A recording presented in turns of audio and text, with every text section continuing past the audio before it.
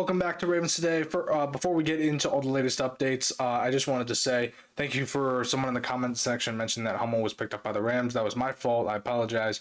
Jake Hummel was picked up by the Rams, and he will be on the field, on the Ravens field, post June 1st after the like I mentioned yesterday, the compensatory picks are waived off. So yes, we picked up Jake Hummel from the Rams, mostly for special teams purposes. But again, apologize about that. Let's just get right into the news for today. First up, Malachi Starks has officially signed his contract, his rookie contract. This is a 4-year, $16.5 million, fifth-year option, $8.7 million signing bonus. I'm glad to see that our round one pick is officially a Raven on paper. Signed the deal, got his contract. Looking forward to seeing what else he can do. It's absolutely a contract that he will exceed all expectations with, and pending how he does in his first couple of years as a Raven, we will see a mega contract be signed. I mean, again, it's all business, but this is great news for the Ravens as they're able to keep well, they were going to keep anyway, as they were to come to a pretty quick agreement with their number one overall pick. Usually, sometimes some number one picks take a little bit longer.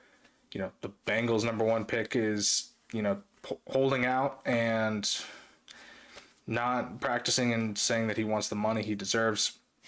Look at the Ravens. We just signed our first round pick. So just throwing some, sand on that wound. Sorry, Bengals fans, not really sorry. Moving on, OTAs were a couple days ago. They just started a couple days ago, and Owa was given the chance to speak to the media. He had mentioned that he had bulked up since the division round playoff loss to the Bills. He was at 245. Now he's at 265 pounds. He said he wanted more power with, run blocking and not being pushed off by opposing offensive linemen. I feel like this is a great, adjustment by Owa, considering that, he had 10 sacks in one season last season, and, he just wanted to keep improving himself. Apparently, he took 2 weeks off and then was hit the gym right away. Just shows how much dedication he has to the game and how much he wants to keep learning and how much he wants to, keep contributing to the Ravens' defensive formations and defensive plan. So great to see that Owa is, taking this seriously and looking forward to seeing what he can do with this newfound strength he has when he hits the field for the 2025 regular season. Also moving on, NFL pre-rankings were just released. They pretty much have it on the ball.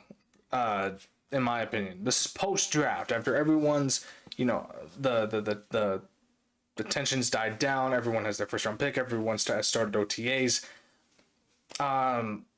So here, let's dive into this. NFL pre-ranking has the Ravens at number 2, right behind the Eagles.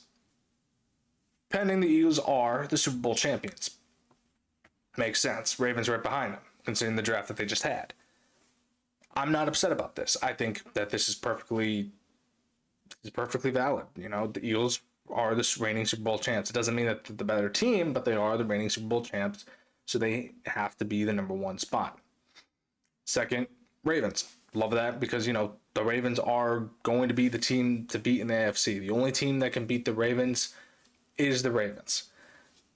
Just makes sense. This is absolutely fantastic the way that the NFL is finally seeing the Ravens. It's not the stupid Chiefs or the Bengals or anyone else on the AFC. It's the Ravens that are number 2. The Eagles number 1 in the AFC, Ravens number 2 or number 1 in the AFC. Right? Eagles are number 1 overall, Ravens are number 2 overall.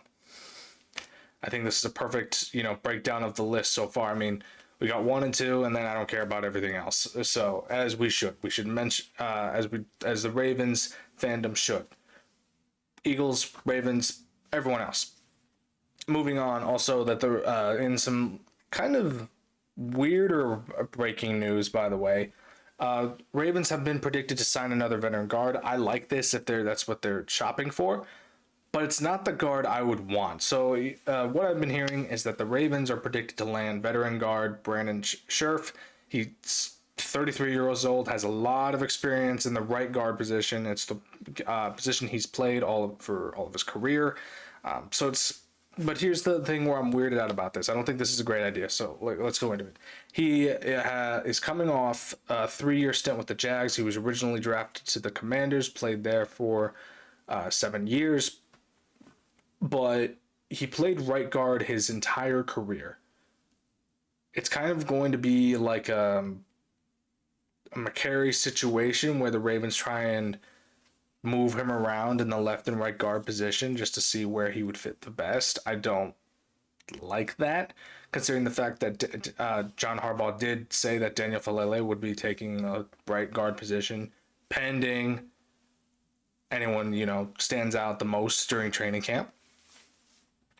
And moving Falele to left guard and putting, Scherf there if we get him, and it would completely mess up the chemistry on the Ravens offensive line. I don't think this is a great idea. If these rumors are true, I must put my foot down on this. I don't like this, pending if it's true.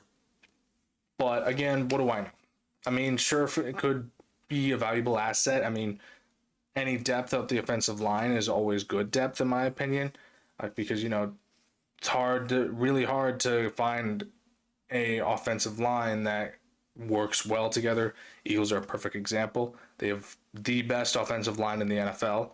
So trying to figure out where the pieces fit is difficult for an offensive line.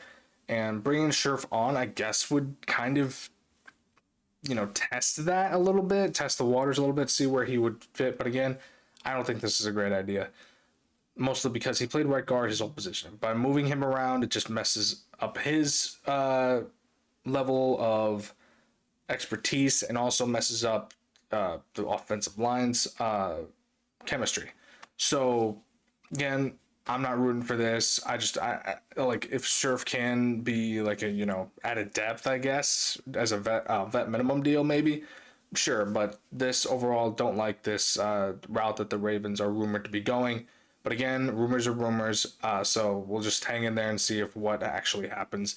Thank you for tuning into Ravens Today. Please make sure to subscribe to the channel, like the video. I'm your host, Connor Gioffreda. I will keep you all updated with anything and all things Ravens. Have a good one, everyone.